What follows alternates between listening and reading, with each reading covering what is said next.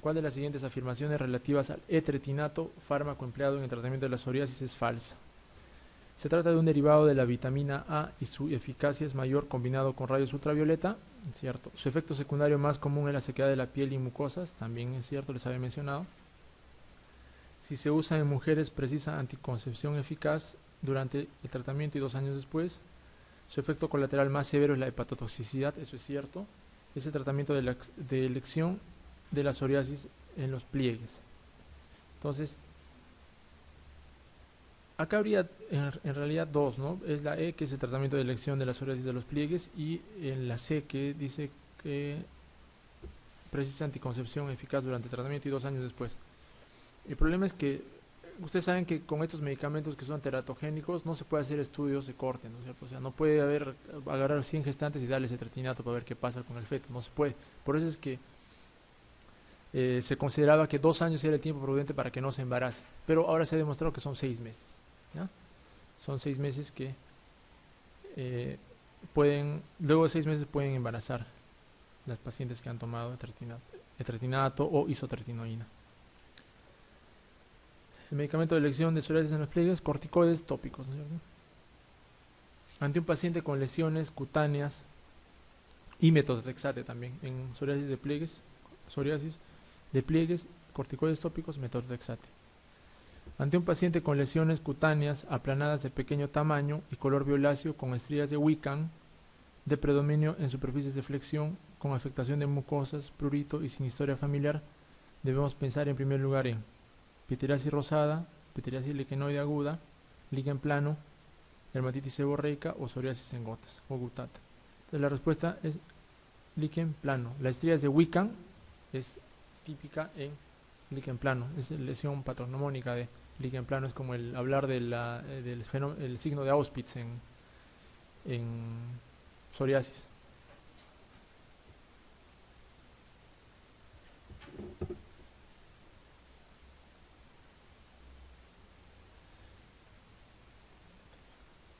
¿De cuál de las siguientes enfermedades eritémato escamosas es característico el signo de Auspitz o rocío hemorrágico?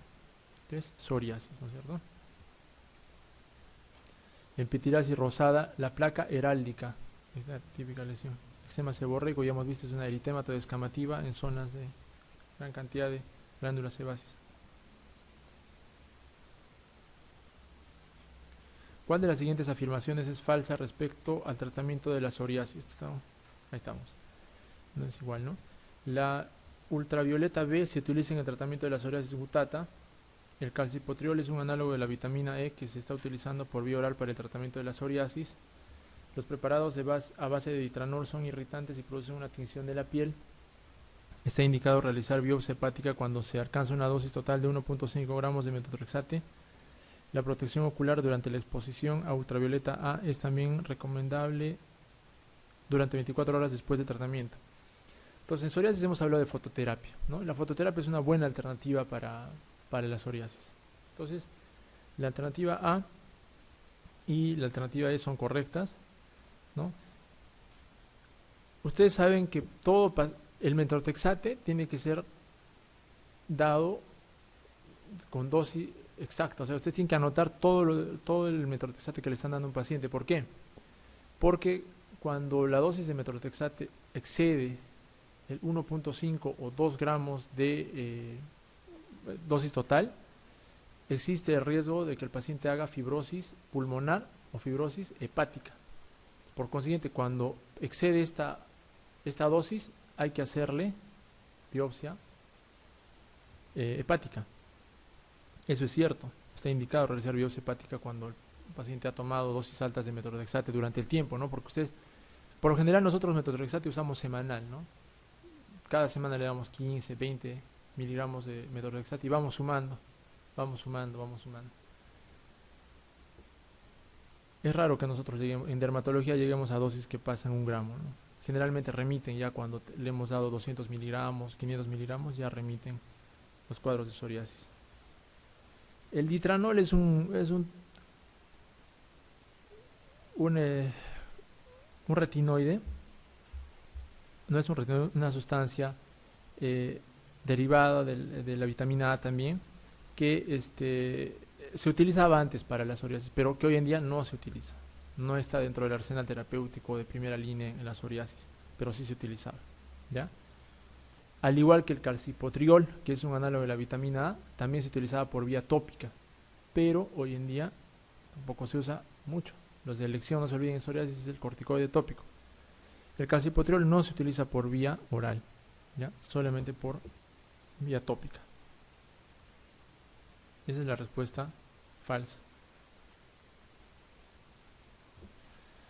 Hombre de 76 años, portador de virus de hepatitis C y diabético desde hace 10 años, que presenta lesiones ampollosas de contenido cero hemorrágico en extremidades superiores e inferiores y erosiones a nivel de la mucosa bucal. La biopsia cutánea muestra una ampolla subepidérmica. Se realiza inmunofluorescencia directa que muestra la presencia de depósitos de IgG a nivel de membrana basal. El diagnóstico más probable es eritema multiforme, dermatitis salpetiforme, pemfigoide ampolloso o toxicodermia ampollosa o porfiria cutánea tarda. Entonces, en enfermedades ampollares tienen que recordar dos cosas claramente, pénfigo y pemfigoide, ¿ya? Ya les he explicado en la clase cómo es que hay que diferenciar clínicamente el pénfigo del pemfigoide.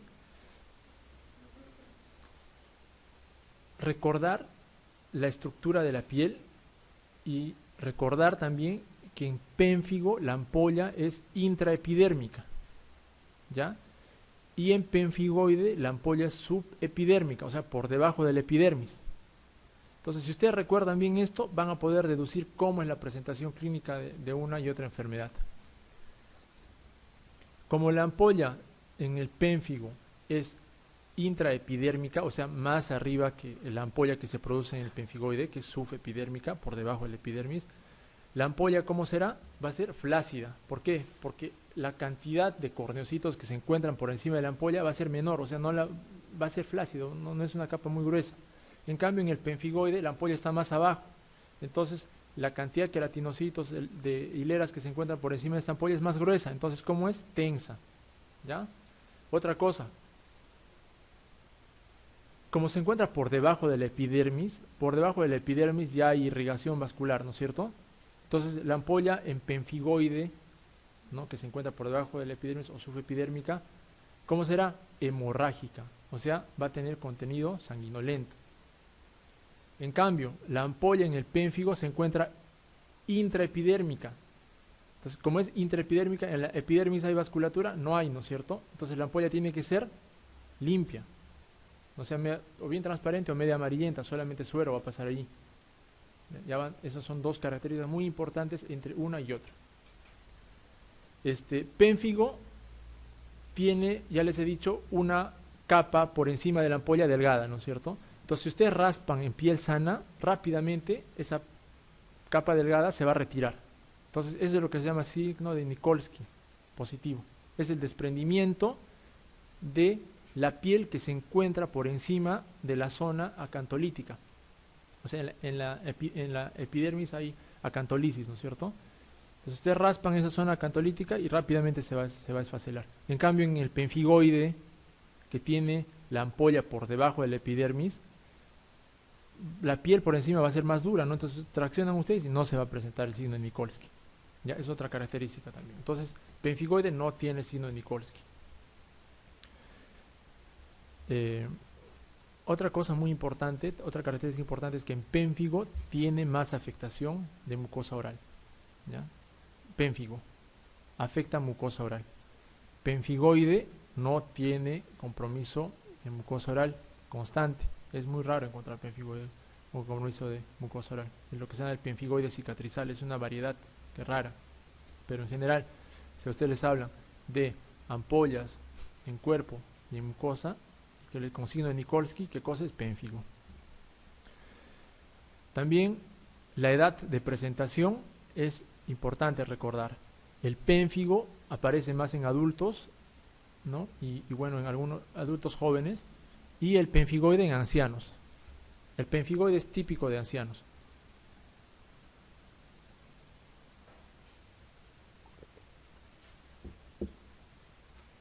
Son 5 características que deben recordarles siempre.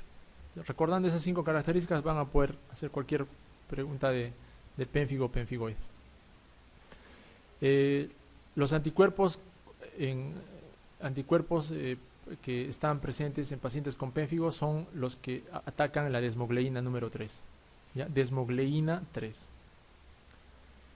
Y en el pénfigoide son inmunoglobulinas, anticuerpos que atacan desmogleína 1. Pero en general la 1 y 3 están relacionadas con las dos enfermedades, ¿no? En el caso del pénfigo, estos anticuerpos van a atacar pues la superficie, ¿no?, de los queratinocitos, ¿no? Va a romper los puentes intercelulares, los desmosomas. En el pénfigo, esto solo para que lo anoten, existen variedades, ¿ya? Solo para que lo recuerden. Existe una variedad que se llama pénfigo foliáceo, ¿ya?, que es más superficial todavía, es casi inmediatamente por debajo de la capa córnea, ¿no? El pénfigo vulgar, que lo conocen ustedes, que es la típica ampolla suprabasal por encima de la capa basal.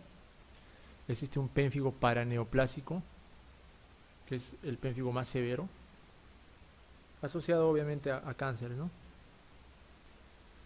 Y el pénfigo medicamentoso también, existe un pénfigo medicamentoso, que es el paciente que viene con lesiones típicas de pénfigo, histopatológicamente también es un pénfigo, tiene antecedente de tomar algún medicamento, retiran el medicamento y desaparecen todas las lesiones. Ese es el pénfigo medicamentoso. Entonces hay pénfigo foliáceo, pénfigo vulgar, pénfigo medicamentoso y paraneoplásico, solo para que lo recuerden. Lo que tienen que tener claro es las características que les he dado, ¿no? Pénfigo, la edad, ampolla flácida, no hemorrágica, afecta mucosas orales. Pénfigoide es anciano, ampolla tensa, hemorrágica y no afectación de mucosa oral. Pénfigo sí hay afectación de mucosa oral, ¿ya? Eso deben recordarlo.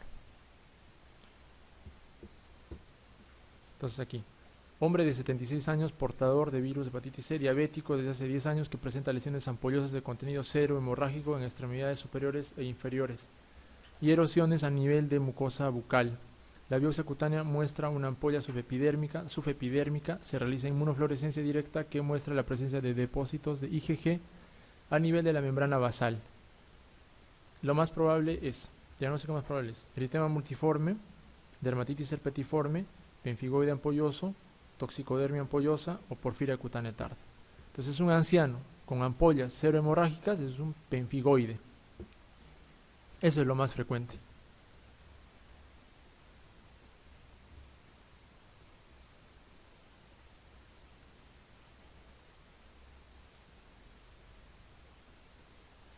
¿Cuál es la dermatosis intensamente pruriginosa que se asocia a aparición de vesículas agrupadas y a enteropatía por sensibilidad al gluten y en la que se observan depósitos cutáneos de IgA? Entonces, en pénfigo y pénfigoide los depósitos de inmunoglobulinas son IgG, ¿ya? IgG. El IgA está relacionado con una enfermedad que se llama dermatitis herpetiforme, ¿ya?, pero que no es muy frecuente en nuestra zona. La dermatitis herpetiforme es más frecuente en Europa, ¿ya?, pero que sí es típica, ¿no? La típica sensibilidad al gluten asociado a ampollas. Esa es la dermatitis herpetiforme. Pénfigo foliáceo, ya les había hablado, pénfigo foliáceo. El pénfigo foliáceo tiene una variedad que es uno endémico también, que aparece en zonas, en grupos. Se ha visto en la selva aquí en el Perú, pénfigo foliáceo endémico, o fogo salvaje también en Brasil. En zonas tropicales hay un tipo de pénfigo que se llama pénfigo endémico. No es muy frecuente, lo más frecuente es el pénfigo vulgar, ¿ya?, que tienen que recordar. Solo para que no queden con la duda, ¿qué cosa es la enfermedad de Hailey-Hailey? ¿Ya? Es también llamado pénfigo benigno crónico hereditario. La enfermedad de Hailey-Hailey o pénfigo benigno crónico hereditario. Es una enfermedad autosómico dominante, ¿ya? Entonces, ampollas también aparece en la enfermedad de Hailey-Hailey, pero característicamente afecta pliegues axilares y de cuello. Histopatológicamente es casi imposible o no se puede diferenciar un pénfigo vulgar de un pénfigo hereditario o crónico benigno. No se puede diferenciar un Hailey-Hailey de un pénfigo vulgar. ¿Qué cosa lo diferencia? La clínica, ¿no? El pénfigo de el enfermedad de Hailey-Hailey solo es en axilas, en cuello. En cambio, el pénfigo vulgar es en todo el cuerpo, ¿no?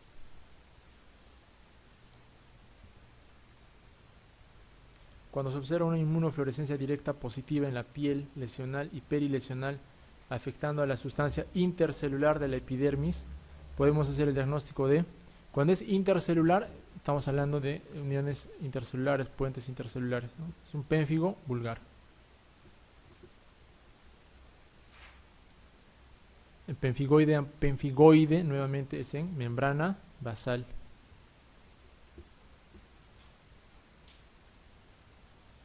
Acá en eso de ampollar, es todo un mundo aparte. Entonces lo que yo quiero que recuerden bien es el pénfigo y el penfigoide. Recuérdenlo claramente, no tengan el concepto claro, ¿no? Cómo es la clínica del pénfigo y cómo es la clínica del penfigoide.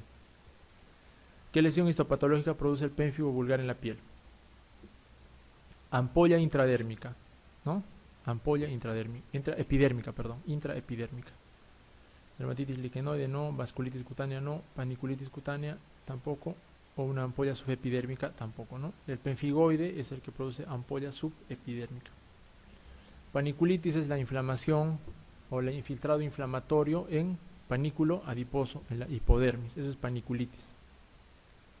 La paniculitis, este infiltrado inflamatorio puede afectar el septo, ya les había hablado, ¿no? Cuando hemos hablado de estructura de la piel, el septo o el lobulillo, ¿no? Si afecta al septo es paniculitis septal, y si afecta al lobulillo, paniculitis lobulillar.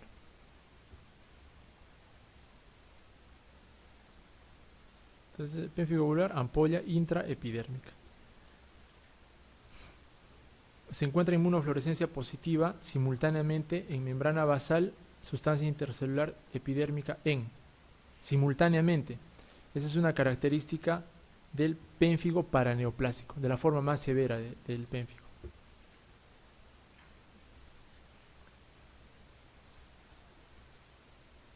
Acá por descarte tenían que haber hecho, ¿no?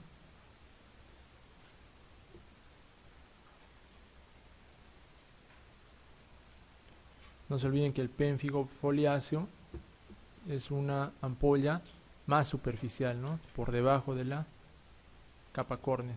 Por eso es que en pénfigo foliáceo ustedes no van a ver la típica ampolla, esa ampolla gruesa, no. A veces solamente ven descamación. Se ve solamente descamación en cara, en zonas que tienen folículo piloso.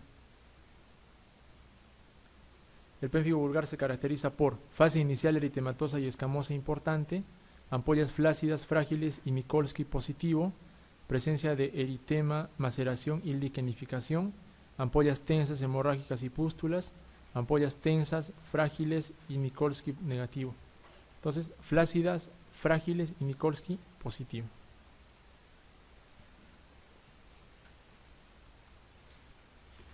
Sobre el pénfigo vulgar es falso, ¿qué? Es la forma más frecuente de pénfigo, ¿cierto? La afectación de la mucosa oral ocurre en la mayoría de los pacientes, también es cierto, no se olviden. Penfigoide, no tanto. Las ampollas son flácidas, también es cierto. El signo de Mikulski es negativo, eso es falso. Sin tratamiento tienen un mal pronóstico, eso es cierto. El pénfigo es, sobre todo si tiene afectación oral marcada, afectación de mucosa oral marcada, tiene una mortalidad de hasta el 30%. ¿Cuál es el tratamiento de elección en el pénfigo? Corticoides por vía sistémica, ¿ya? O sea, corticoides orales o endovenosos. También se puede utilizar algunos, se puede utilizar hoy en día, ¿no? La terapia biológica está de moda en el pénfigo. Pero de elección son los corticoides por vía oral. En penfigoide también, corticoides orales. En las dos enfermedades ampollares, corticoides orales.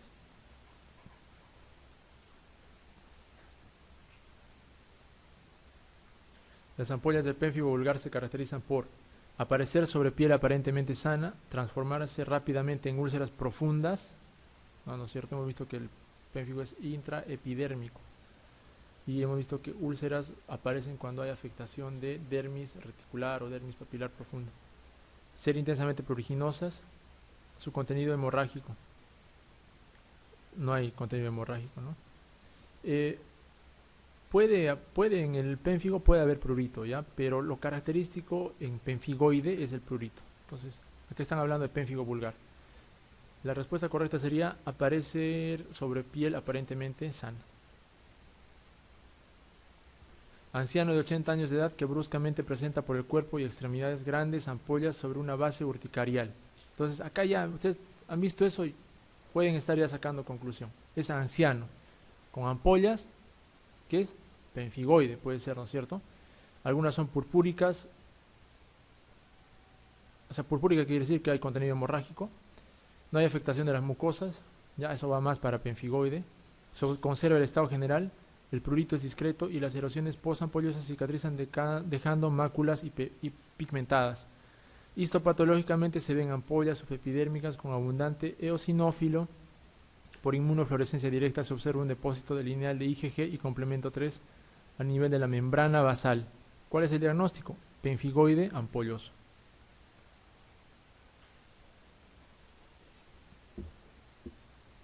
No se olviden, en dermatitis herpetiforme vemos depósitos de inmunoglobulina A. ¿Ya? Se ve inmunoglobulina A en las crestas interpapilares, así como depósitos. En cada cresta, en los bordes, se ve depósitos de inmunoglobulina A. En la dermatosis ampollosa IgA lineal es diferente, ¿no? La IgA se extiende sobre toda la superficie de la dermis papilar, como una línea, ¿no? En la dermatitis herpetiforme también hay inmunoglobulina A, pero solo en las crestas. Penfigoide ampolloso. Es característico de la dermatitis herpetiforme su asociación a una enteropatía por gluten asintomática, eso es cierto. Asociación a bronquiectasias, también alta incidencia HLA-28 en enfermos afectos, cursar siempre con esteatorrea, presentar ANA muy positivos. Esteatorrea, o sea, no siempre el paciente con dermatitis herpetiforme va a presentar esteatorrea. A veces la única manifestación son ampollas en piel. ¿Ya? Su asociación a enteropatía por gluten asintomática, eso es frecuente, ¿no? Es característico.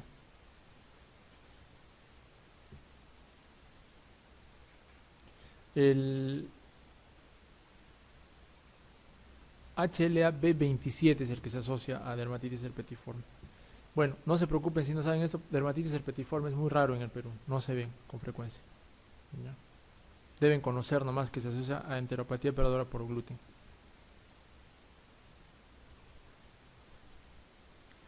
¿En cuál de las siguientes enfermedades cutáneas aparecen autoanticuerpos IgG contra la superficie de queratinocitos? Pénfigo vulgar. Si es sobre la membrana basal, penfigoide ampolloso. Una mujer de 23 años consulta por presentar desde hace varios meses unas pápulas y vesículas agrupadas localizadas en codos, rodillas, nuca y glúteos. La realización de una inmunofluorescencia directa objetiva, depósitos granulares de IgA en las papilas dérmicas. ¿Cuál de los siguientes enunciados es correcto? Entonces, hemos visto que hay IgA en las papilas, es una dermatitis herpetiforme. Depósitos granulares, no son como depósitos ahí en las crestas, no es una línea. Se asocia a enteropatía por gluten, ¿no? Entonces, aquí es aconsejable que se realice una dieta sin gluten. Retiran la dieta de gluten y desaparece la enfermedad.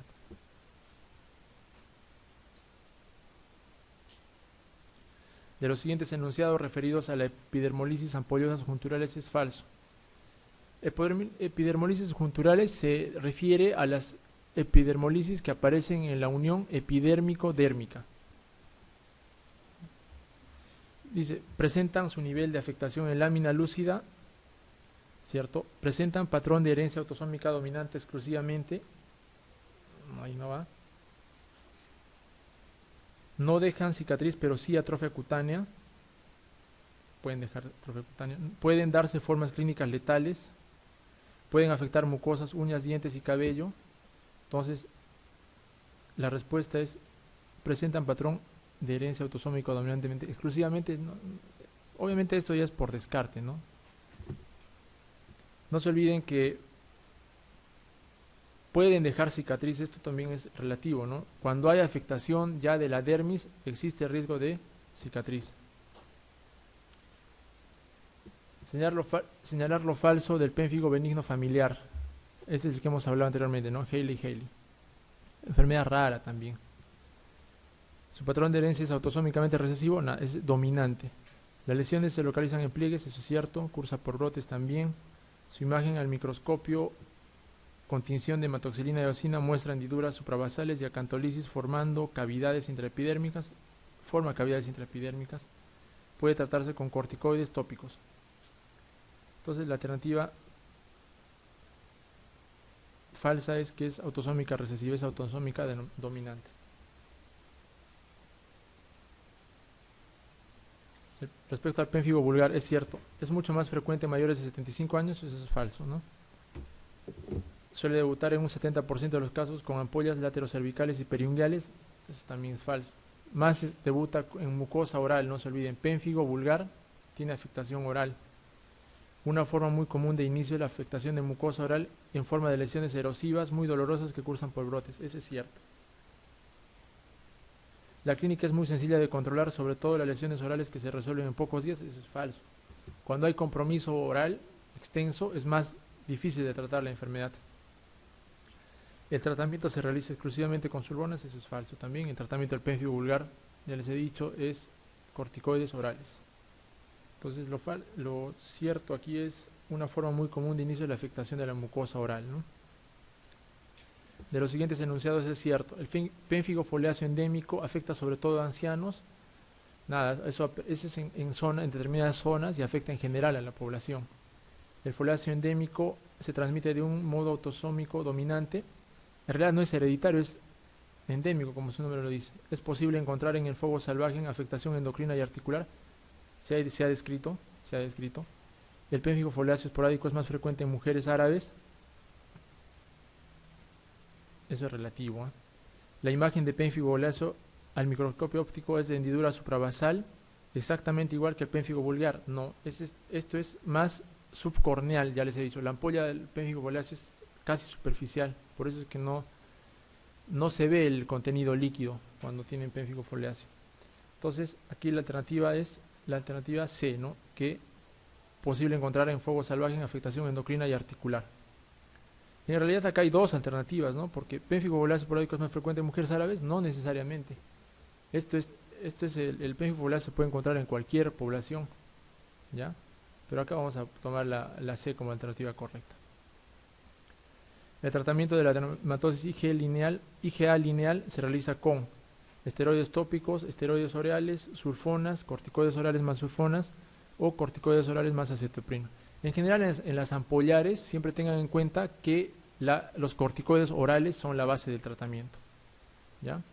Y bueno, la asociación con sulfonas se utiliza mucho en dermatosis IgA lineal y también la sulfona es de elección en lupus ampollar. Esas son las dos enfermedades en las que se utiliza de elección. Estamos ya en preguntas mega complicadas, así que no se desesperen si no saben. Respecto a la necrolisis epidérmica tóxica o síndrome de Lyell es falso. Entonces no se olviden que cuando hemos hablado de la necrolisis epidérmica tóxica hemos hablado también del eritema multiforme, ¿no? Son, digamos, fases de una misma reacción. El eritema multiforme menor, que solamente tiene lesiones ampollares o media urticariformes sin compromiso de mucosas. El eritema multiforme mayor, que tiene compromiso de mucosas. Luego viene el Stevens-Johnson, que tiene afectación severa de mucosas, casi todas las mucosas están afectadas, y la necrolisis epidérmica tóxica o síndrome de Lyell, en donde hay necrosis ya extensa, ¿ya? Entonces, en este caso, suelen existir antecedentes de ingesta de fármacos, eso es cierto, se asocia sobre todo a reacciones medicamentosas. La clínica consiste en aparición brusca de ampollas flácidas y confluentes que dejan áreas de piel sana, es también cierto. La afectación de mucosas es constante y severa, eso es cierto también, siempre hay afectación. En el Stevens-Johnson y en necrosis epidérmica tóxica hay afectación de mucosas siempre. Los corticoides son un tratamiento indiscutible y muy eficaz, eso es falso, ¿ya? Porque en necrólisis epidérmica tóxica es una enfermedad altamente mortal, no todos van a responder al tratamiento de corticoide. El despegamiento es subepidérmico, eso es cierto, ¿no? Es una ampolla subepidérmica.